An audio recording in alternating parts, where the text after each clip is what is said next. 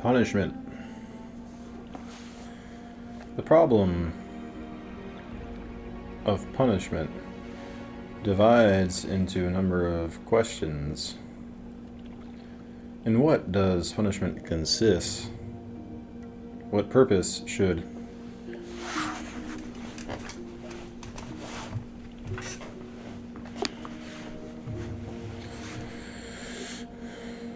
punishment serve, or what should be its principle or reason?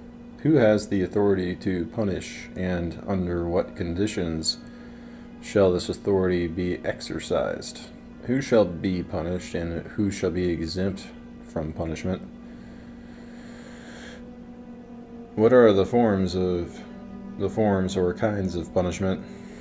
Are any of these reprehensible either in principle or for their consequences? Should there be a proportion between the severity of punishment and the gravity of the offense? Can a person punish himself? Do men desire to be punished?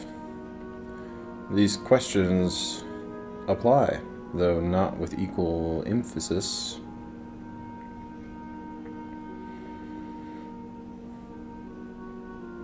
In the three major types of wrongdoing, in relation to which men discuss the nature and the need of punishment, its justices or its expediency.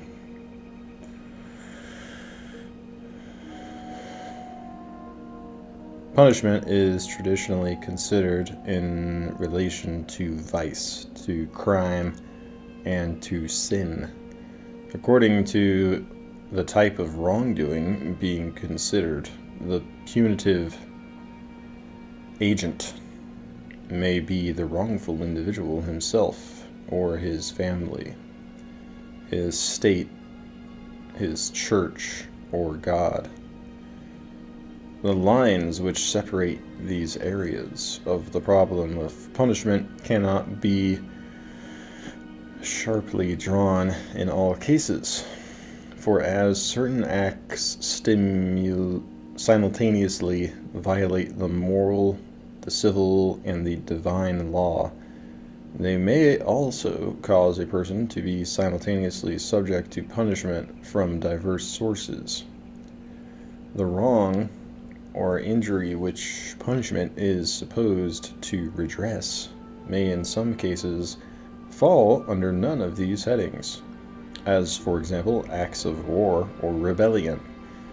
It is sometimes questioned whether the theory of punishment remains the same when punitive steps are taken by one state against some or all the people of another, or again when a government applies penalties for a rebellion engaged in by members of its own community. In this chapter, we shall deal with the problem of punishment in its most general terms, for the most part considering the foregoing questions without regard to the distinction of sin, crime, and vice, or to the differences between divine and human punishment, or between punishment by the state and in the family, i.e., punishment as involved in the enforcement of law and punishment as an instrument of education or training.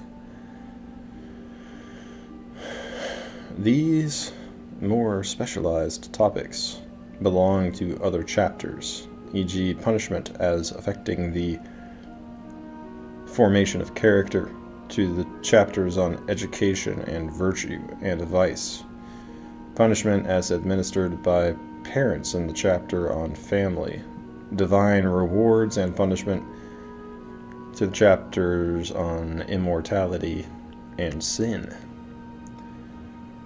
The basic ideas in terms of which any discussion of punishment proceeds are, of course, the subjects of the chapters on justice and law. One other chapter, Pleasure and Pain, is of peculiar relevance to the question about the nature of punishment. Concerning the nature of punishment, there seems to be no great difference of opinion in the tradition of Western thought. Punishment is generally conceived as the infliction of pain, though some writers distinguish between corporeal and spiritual punishment according as the pain inflicted is the pain of sense, or the pain of deprivation and loss. Imprisonment, for example,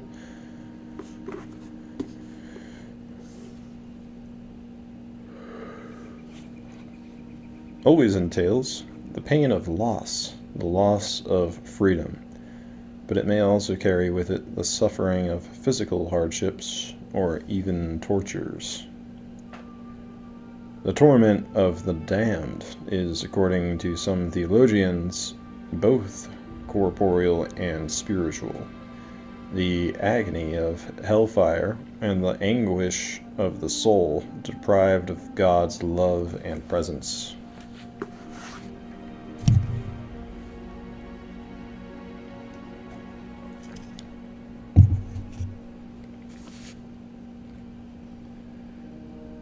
If there is little dispute about the nature of punishment, the opposite situation prevails concerning its purpose.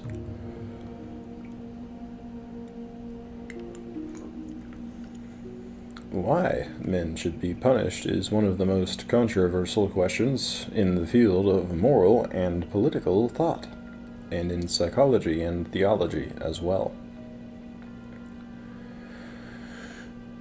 The major opposition in the tradition of the great books is between those who think that punishment need only be inherently just and those who think it cannot be justified without reference to its utility or expediency.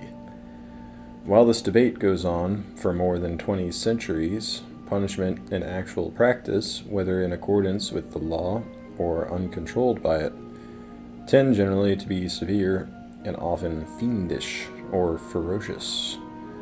Not only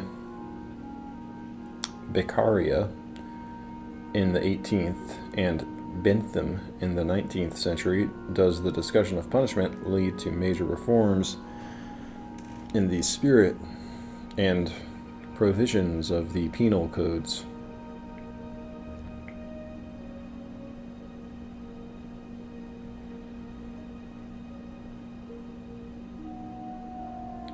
But the opposite positions in the debate across the centuries are never without practical significance for penal institutions and punitive measures, even when theory is not immediately reflected in practice. The speculative significance of the issue is, however, always immediately apparent.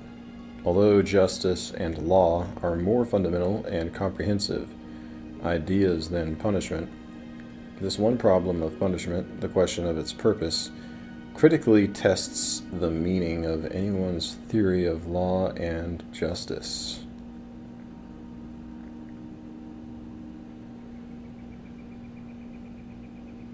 It may be that the issue cannot be fairly stated in terms of purpose. To use that word may beg the question, since one of the basic positions in the controversy appears to be that punishment has no purpose in the sense of serving some end beyond itself, or producing some desired consequence in the future. This is the theory shared by Kant and Hegel, that punishment should be purely retributive. According to this view, the effect of the punishment upon the wrongdoer or upon others whose conduct may be affected by punishments meted out or threatened must not be taken into account at all. Nothing should be sought except the preservation of the balance sheet of justice by seeing that every wrong is duly requited. requited by a proportionate measure of punishment, nor is the requital purely retributive, if it considers any person except the wrongdoer himself. That punishment of the transgressor may assuage the feelings of those he has injured, or even satisfy a desire for revenge, should have no motivating force. The only pleasure the spectacle of punishment should yield, the only desire it should satisfy, is that of seeing the moral law upheld. We should punish only because we have, under the moral law, a duty to do so. Kant castigates as utilitarian every theory of punishment which directs it to the service of anything besides strict justice, such as the reformation of the criminal, the deterrence of others, the welfare of society, or the slaking of the thirst for vengeance. Juridical punishment, he says, can never be administered merely as a means for promoting another good, either with regard to the criminal himself or to civil society, but must in all cases be imposed only because the individual on whom it is inflicted has committed a crime. The penal law is a categorical imperative, and woe to him who creeps through the serpent windings of utilitarianism to discover some advantage that may discharge him from the justice of punishment, or even from the due measure of it. What shall determine the mode and measure of punishment? Kant answers, it is just the principle of equality by which the pointer of the scale of justice is made to incline no more to one side than the other. It may be rendered by saying that the undeserved evil which anyone commits on another is to be regarded as perpetrated on himself. This is the right of retaliation, ius talianis, and properly understood, it is the only principle which can definitely assign both the quality and the quantity of just penalty. All other standards are wavering and uncertain, and on account of other considerations involved in them, they contain no principle conformable to the sentence of pure and strict justice.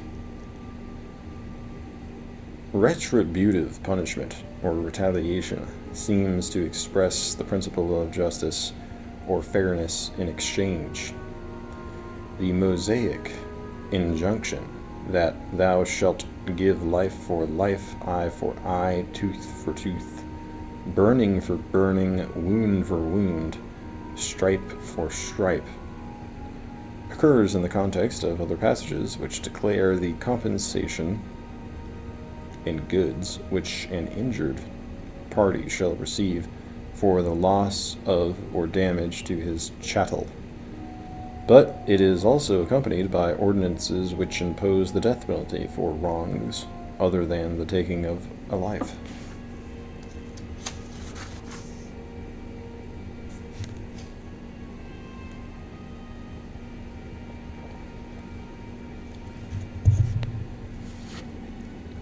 You have heard, Christ declares in the Sermon on the Mount, that it hath been said, an eye for an eye, and a tooth for a tooth.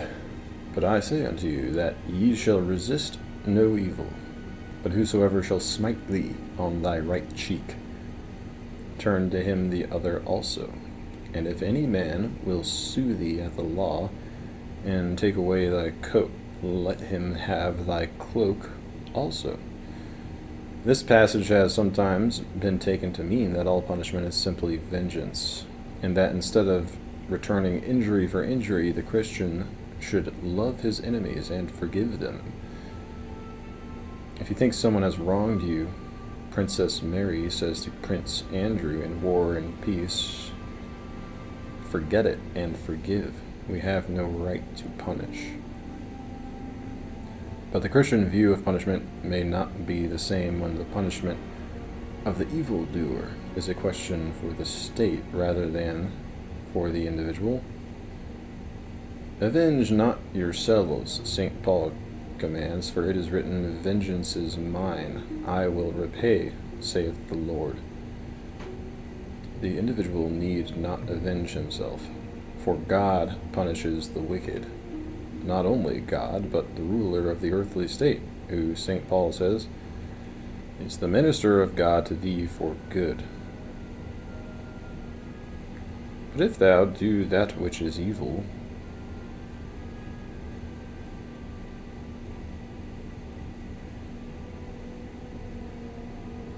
be afraid, for he beareth not the sword in vain. For he is the minister of God, a revenger to execute wrath upon him that doeth evil. A life for a life appears to be the symbolic statement of the lex talionis in the Greek as well as the Hebrew tradition. Justice claims aloud her debt. The chorus explains in the Coephoro of Aeschylus, who in blood hath dipped the steel, deep in blood her meed shall feel. Whosoever shall take the sword shall perish by the sword. But as Aristotle points out, and similarly Aquinas, in his comment on the Lex Talionis of the Old Testament, simple reciprocity does not determine the mode of retribution. People want even the justice of Rhadamanthus to mean this. Should a man suffer what he did, right justice would be done. Yet Aristotle points out, in many cases, reciprocity and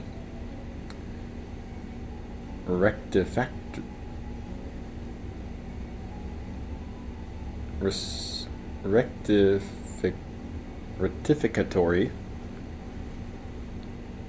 justice rectificatory justice are not in accord. E.g., if an official has inflicted a wound, he should not be wounded in return. And if someone has wounded an official, he ought not to be wounded only, but punished in addition. Retaliation consists in reciprocity only if it is in accordance with a proportion and not on the basis of a precisely equal return.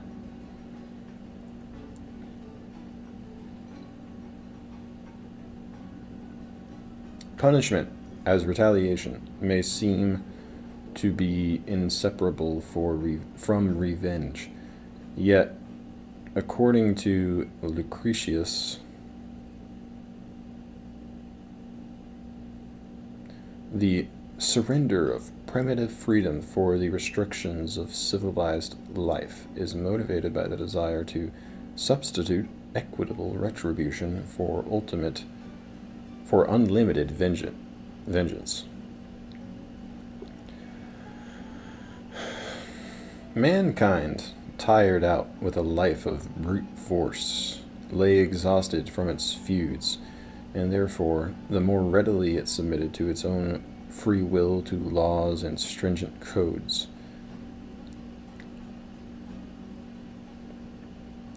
As each man, moved by anger, took measures to avenge himself with more severity than is now permitted by equitable laws, For this reason, men grew sick of the life of brute force.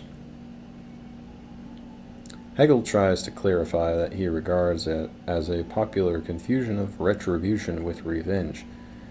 In that condition of society, he writes, when there are neither magistrates nor laws, punishment always takes the form of revenge.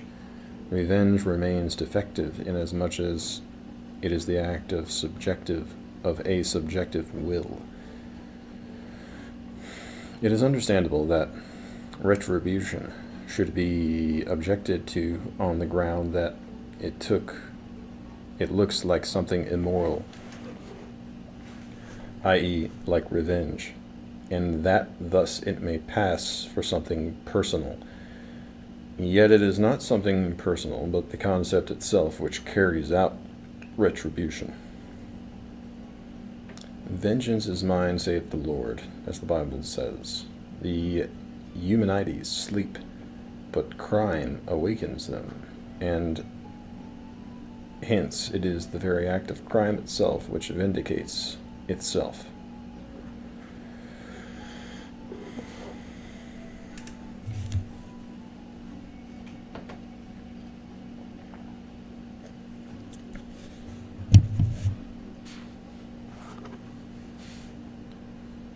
The apparent contradiction in the identity and difference of retribution and revenge can, in Hegel's opinion, be resolved. On the one hand, it can be said that the annulment of crime is retribution insofar as retribution in conception is an injury of the injury.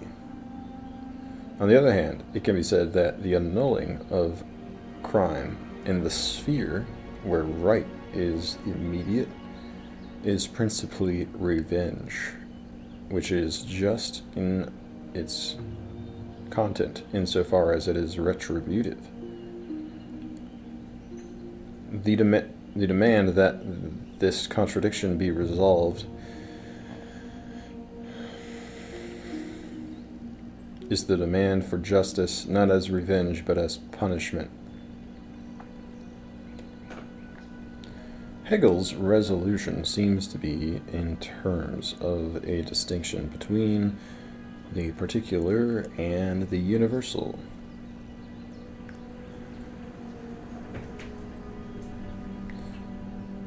When the right against crime has form of revenge, it is only right implicit, not right in the form of right, i.e., no act of revenge is justified. Instead of the injured party, the injured universal now comes on the scene, and this has its proper actuality in the court of law. It takes over the pursuit and the avenging of crime, and this pursuit consequently ceases to be the subjective and contingent retribution of revenge and is transformed into the genuine reconciliation of right with itself, i.e., into punishment. On this conception of punishment, Hegel, like Kant, decries every utilitarian purpose for punishment. Such misconceptions of punishment arise, he says, from the supposition that both crime and its annulment are unqualified evils, which makes it seem quite unreasonable to will an evil merely because another evil is there already. To give punishment this superficial character of an evil is, amongst the various theories of punishment, the fundamental presupposition of those which regard it as a preventative, a deterrent, a threat, as reformative, etc. And what on these theories is supposed to result from punishment is characterized equally superficially as a good. But the precise point at issue is wrong, and the writing of it. If you adopt that superficial attitude, toward punishment, you brush aside the objective treatment of the righting of wrong.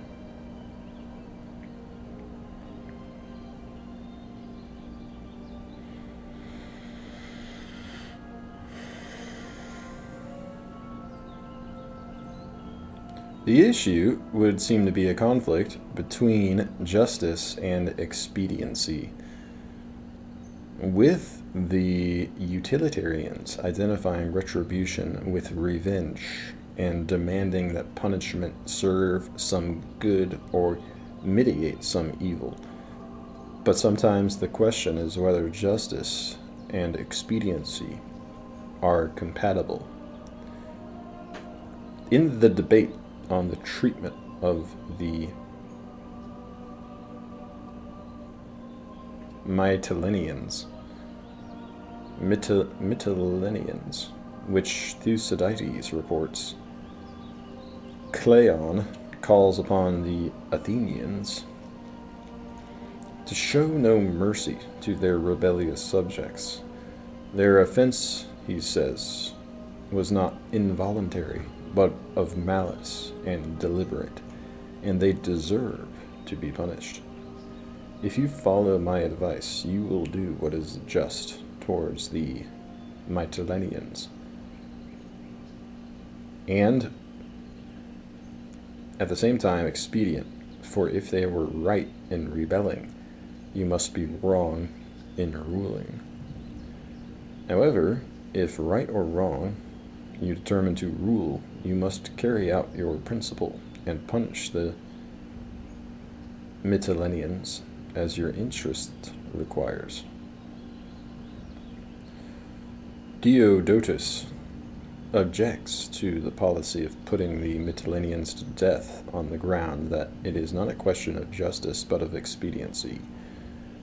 We are not in a court of justice, he says, but in a political assembly. And the question is not justice, but how to make the Mytileneans useful to Athens. I consider it far more useful for the preservation of our empire to put up with injustice than to put to death, however justly, those whom it is our interest to keep alive. As for Cleon's idea that in punishment the claims of justice and expediency can both be satisfied, facts do not confirm the possibility of such a combination.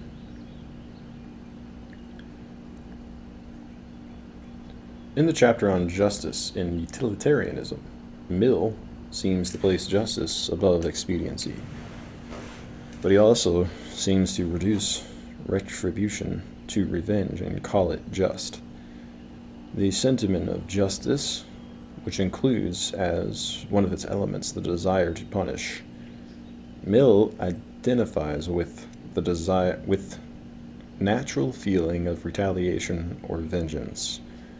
Retribution, or the giving of evil for evil, he says, becomes closely connected with the sentiment of justice and is universally included in the idea. The principle of giving to each what they deserve, he adds, that is, good for good as well as evil for evil, is not only included within the idea of justice as we have defined it, but is a proper object of that intensity of sentiment which places the just in human estimation above the simply expedient.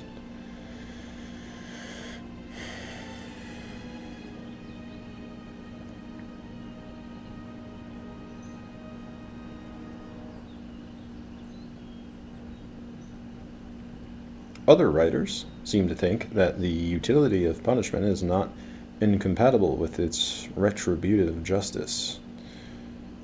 The great theologians, for example, considering the difference between the eternal punishment of the damned in hell and the cleansing punishment of the repentant in purgatory, do not find it possible for divine justice to include both absolute retribution and punishment which may be remedial as well as retributive.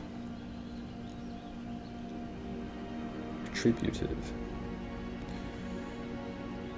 Purely retributive punishment seems justifiable to them.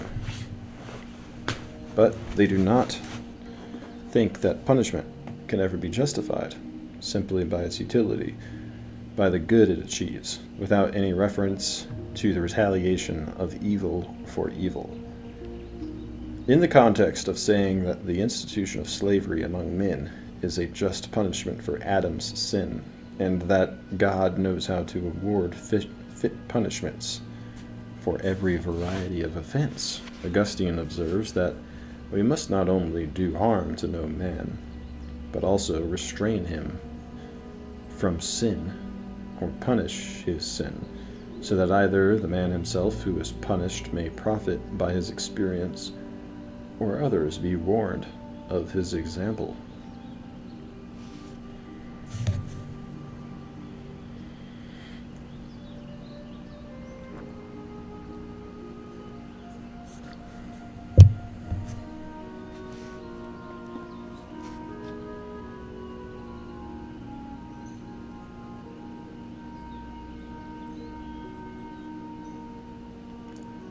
Here,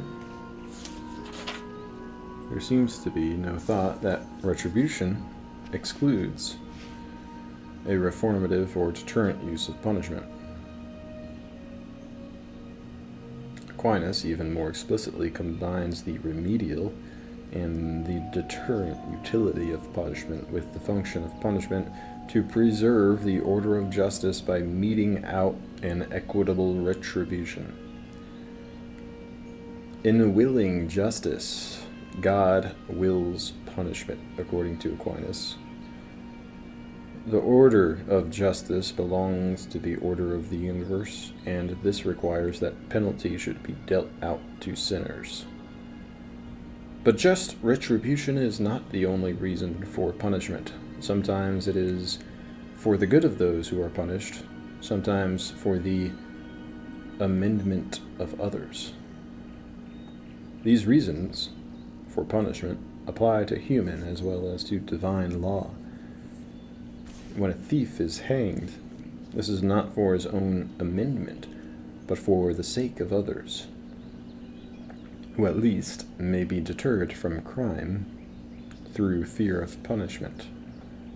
Punishment is a proper effect of human law, not merely because justice requires it, but because the law makes use of the fear of punishment in order to ensure obedience.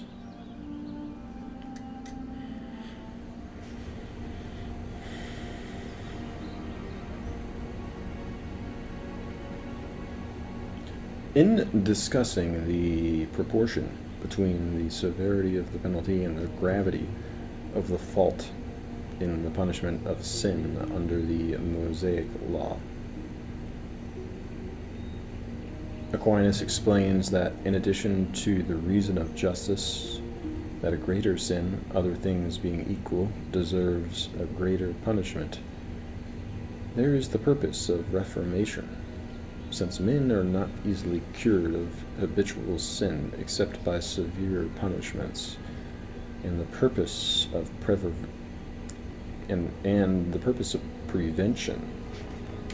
For men are not easily deterred from such sins unless they be severely punished. Here, 3 reasons for punishment are stated side by side. But in the opinion of Aquinas, retribution is more than the primary. It is the one indispensable reason, for punishment cannot be justified except as doing the work of justice.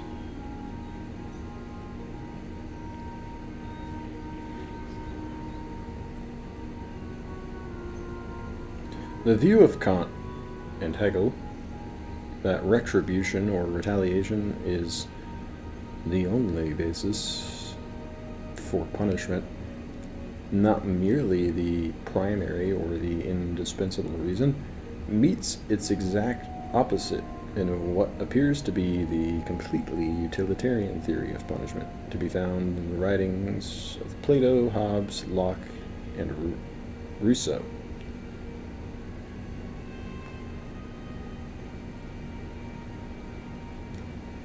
In the Protagoras, arguing for the proposition that virtue can be taught, Protagoras insists that no one punishes the evildoer for the reason that he has done wrong.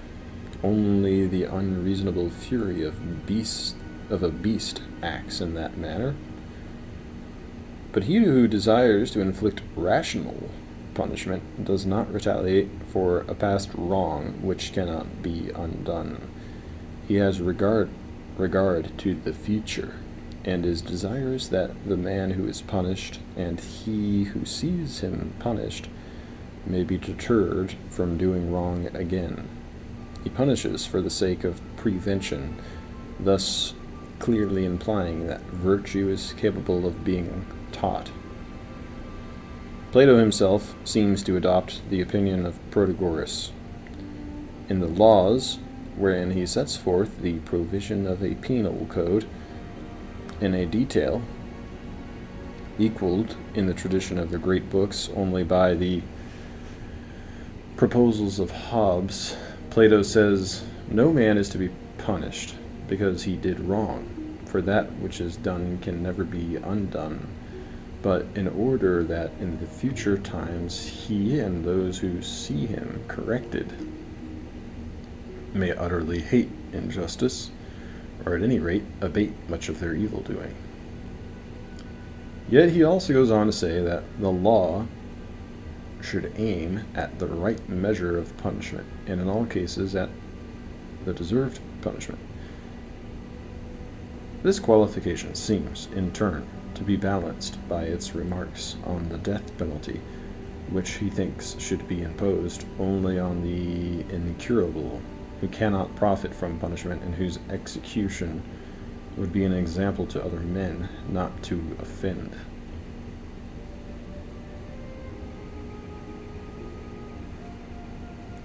The notion of desert in Plato's theory of punishment appeals to justice without implying any separation between retribution and reform. In the Gorgias, Socrates says that to suffer punishment is another name for being justly corrected when you do wrong.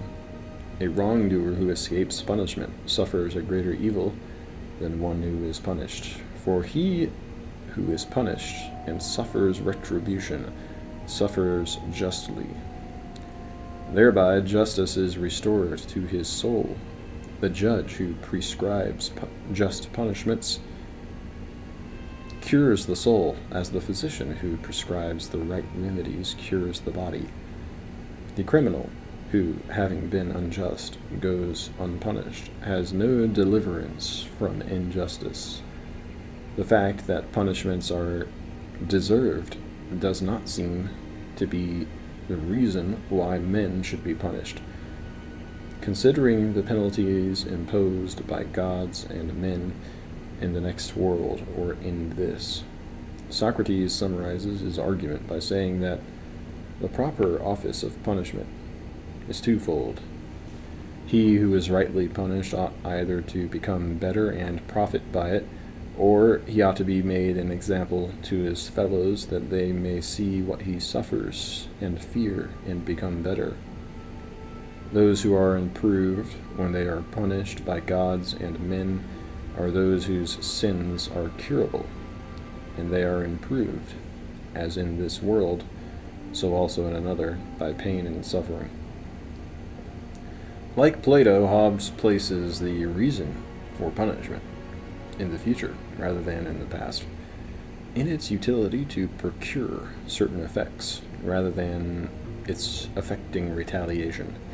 He states it as a law of nature that in revenges, that is, retribution of evil for evil, men look not at the greatness of the evil past, but of the greatness of the good to follow, whereby we are forbidden to inflict punishment with any other design than for the correction of the offender, or the direction of others.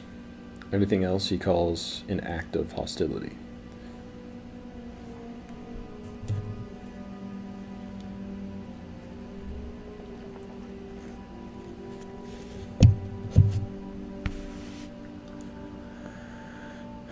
The chief aim of punishment in securing the reformation and the deterrence of criminals, Hobbes thinks, is to maintain public peace. A punishment is an evil inflicted by public authority on those who have transgressed the law, to the end that the will of men may thereby the better be disposed to obedience. A law without a penalty attached is not a law, but vain words. It fails to achieve the end of law, which is the same as the end of punishment.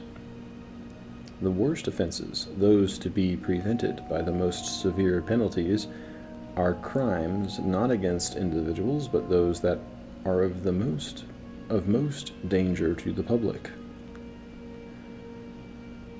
Locke also derives from a natural law the right to punish those who transgress that law, for restraint and preventing the like offense, to which he adds that each transgression may be punished to that degree, and with so much severity as to make it an ill bargain to the offender, give him cause to repent, and terrify others from doing the like.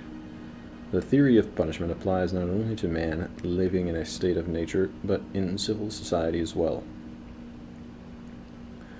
Though Rousseau describes the wise statesman as one who knows how, by punishing crimes, to prevent them, he lays greater emphasis on the other motive for punishment, the reformation of the criminal.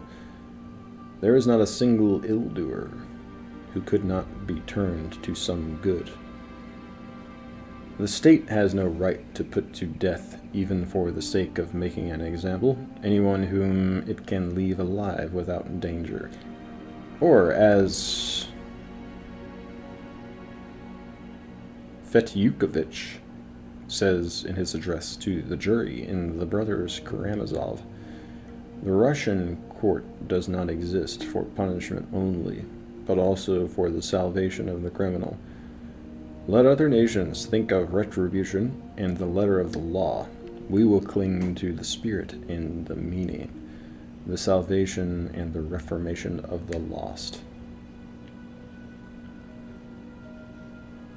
This great issue concerning the reason for or purpose of punishment seems to affect most of the other questions which men raise about the penalties to be imposed for wrongdoing, whether the wrong is a sin, a crime, or a vicious act, and whether it is God or the state, nature or the individual himself who inflicts the pain. The reverse also seems to be true. These other questions raise difficulties or issues which test the conflicting theories that punishment should be a just retaliation exclusively, or should be justified only by its consequences, or should somehow be a combination of awarding just deserts and securing good effects. For example, the question of how the various modes and measures of punishment should be determined and assigned to diverse acts of wrongdoing does not seem to be answerable in the same way when the principle is simply retribution and when the purpose of punishment is reformation and deterrence. On the principle of retribution, the gravity of the offense appears to be the only determinant of the severity of the punishment. The punishment should fit the crime, not the nature of the criminal, as someone capable of being benefited by punishment. Kant and Hegel do not think that the justification of the death penalty, for example, depends on the curability or incurability of the offender, nor do they think that the taking of the criminal's life should be motivated, as Aquinas and Locke seem to suggest, by the desire to protect society from the future depredations It is sufficient that he has taken a life or committed some equally serious injury, which ought to be repaid by a proportionate requital. What is involved in the action of the criminal, Hegel writes, is not only the concept of crime, the rational aspect in crime as such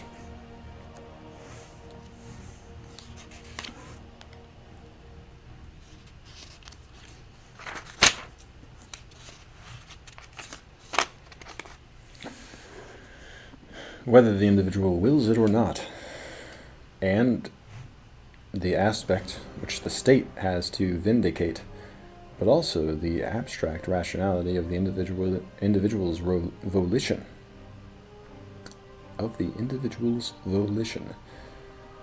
Since that is so, Hegel argues, punishment is regarded as containing the criminal's right, and hence, by being punished, he is as honored as a rational being.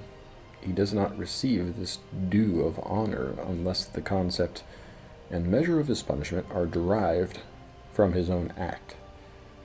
Still less does he receive it if he is treated either as a harmful animal who has to be made harmless, or with a view to deterring or reforming him.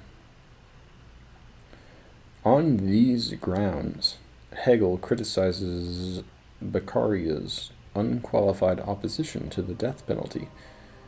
In addition, he rejects Beccaria's theory that it could not be presumed that the readiness of individuals to allow themselves to be executed was included in the social contract.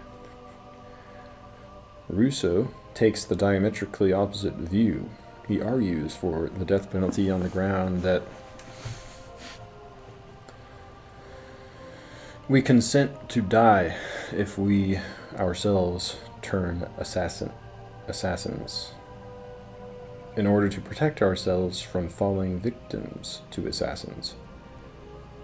In making this consent a part of the social contract, Rousseau holds that we think only of securing our own lives, and it is not to be assumed that any of the parties then expects to get hanged. Hegel disagrees with both Beccaria and Rousseau. According to him, the state is not based upon a social contract, nor does he admit that its fundamental essence involves the unconditional protection and guarantee of the life and property of members of the public as individuals. On the contrary, he holds it is that higher entity, the state, which even lays claim to this very life and property and demands its sacrifice. The state, therefore, according to Hegel, cannot be denied the right of inflicting capital punishment. Hegel admits that Beccaria's requirement that men should give their consent to being punished is right enough, but he adds that the criminal gives his consent already by his very act. The nature of the crime, no less than the private will of the individual, requires that the injury initiated by the criminal should be annulled. However, that may be, he continues, Beccaria's endeavor to have capital punishment abolished has had beneficial effects because of the efforts made by Joseph II and Napoleon to abolish it. We have begun to see, Hegel thinks, which crimes deserve the death penalty and which do not.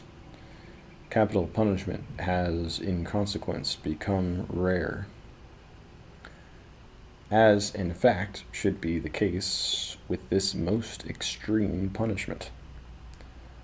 The attitude toward the death penalty, as well as toward all other punishment, is different when the only purpose of punishment is the welfare of society and the improvement of individuals, whether they are actual or potential offenders.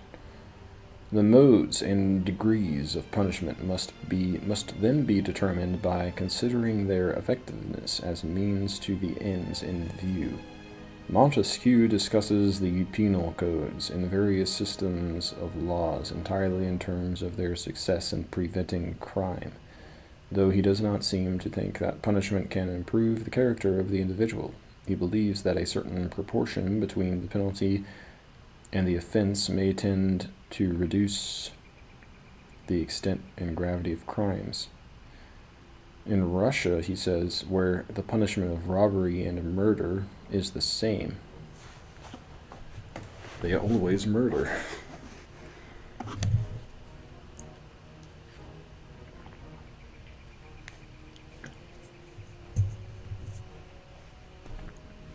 In general, Montesquieu is opposed to unduly severe punishments, and especially to cruel and unusual punishments, not so much on the grounds of injustice as for protection of liberty and public morals. Hobbes, Locke, and Rousseau similarly discuss the severity of punishment with reference to its utility, and, like Montesquieu, they face the problem that the same measure of or degree of punishment may not be equally effective for the purposes of reformation and deterrence. Severe penalties, for example, may have a greater deterrent effect upon potential offenders than milder forms of punishment, but they may also tend to harden criminals instead of reforming them. The conflict of principles in the determination of punishments seems to be even more marked in the case of those who try to combine retribution with utility. If, for example, the death penalty is the just desert for murder, should it be applied on the grounds of retribution, even though a particular murderer can be reformed by milder treatment? If heavy penalties were to prove highly effective as deterrents, should they be applied to minor offenses which deserve less severe retaliations in order to reduce the amount of crime?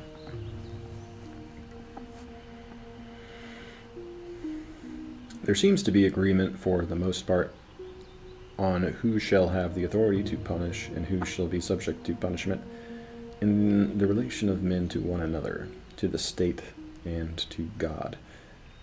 Punishment seems to be annexed to law as indispensable for its enforcement, so that whoever has the authority to set rules of conduct for another also has the authority to impose penalties for their violation.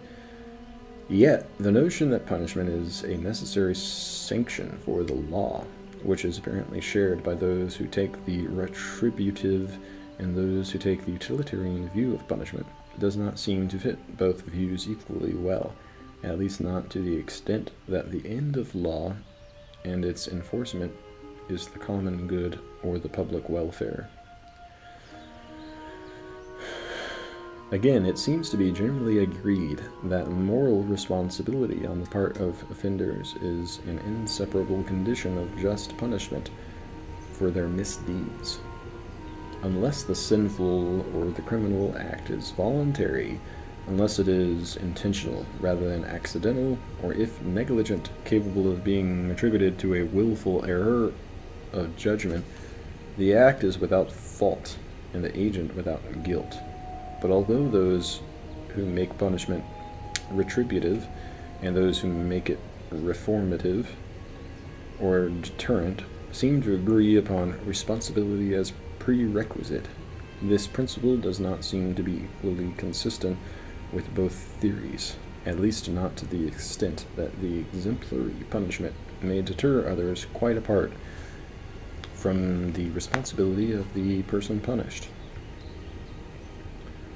The question of responsibility raises other difficulties, e.g., the metaphysical issue about personal identity, on which Locke takes the stand that unless the human individual is an enduring substance, he cannot deserve subsequent punishment for his prior acts, and the issue of free will and causality, on which Hume's position seems to be that unless human actions are subject to causal necessity, a man cannot be blamed for his acts, or become the object of punishment or vengeance. Finally, there is the problem of a natural need for punishment, and of the penalties which nature itself imposes for wrongdoing to fulfill this need. The familiar statement that virtue is its own reward and vice its own punishment is sometimes interpreted to mean that virtue and vice are intrinsically good and evil, and sometimes to mean that through their natural consequences they heap benefit or injury on their possessor. Augustine, for example, says that by the sins which he committed God did justly punish him. For every disorder in the soul is its own punishment. And Kant distinguishes juridical and natural punishment, in which crime as vice punishes itself, and does not as such come within the cognizance of the legislator. The other interpretation seems to be represented by Hobbes's theory that intemperance is naturally punished with diseases, injustice with the violence of enemies, cowardice with oppression. In the chain of consequences started by any action, he discerns the pains, which are the natural punishments of those actions that are the beginning of more harm than good. But according to Freud, it is the craving for punishment rather than the punishment which is natural, i.e., psychologically determined. Individuals punish themselves or seek to be punished for what is either real or fancied guilt.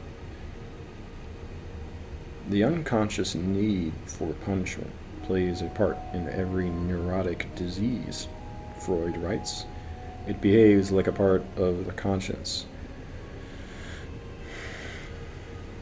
like the prolongation of conscience into the unconscious, and it must have the same origin as conscience. That is to say, it will correspond to a piece of aggressiveness which has been internalized and taken over by the superego. If only the words were less incongruous, we should be justified in calling it an unconscious sense of guilt. Whatever its psychological validity, Freud's theory does not resolve the moral issue concerning the justice or utility of punishment, nor does it eliminate the possibility of other motives for submitting to punishment voluntarily. Socrates, in the Crito, explains that he refuses to escape from the death penalty he thinks he does not deserve, in order to uphold the law which is itself just, even though, in his own case, it has been unjustly applied by men.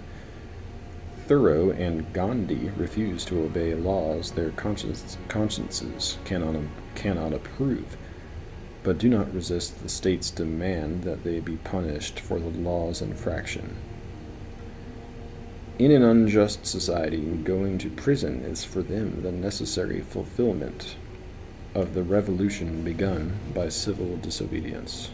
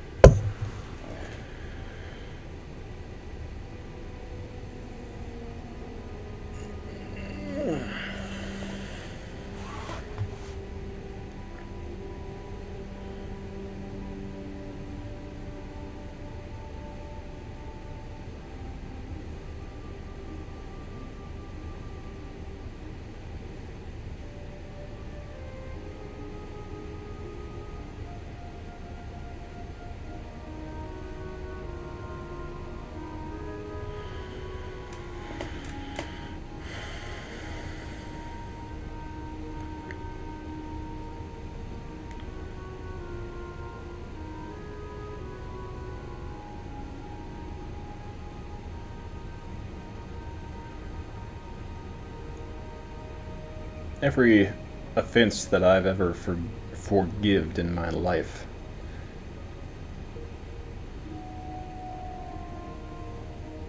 I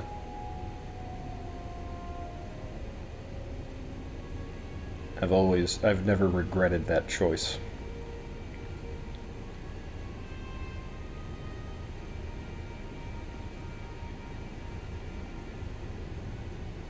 Which makes you wonder, is punishment really the better way to ensure future peace? Or not?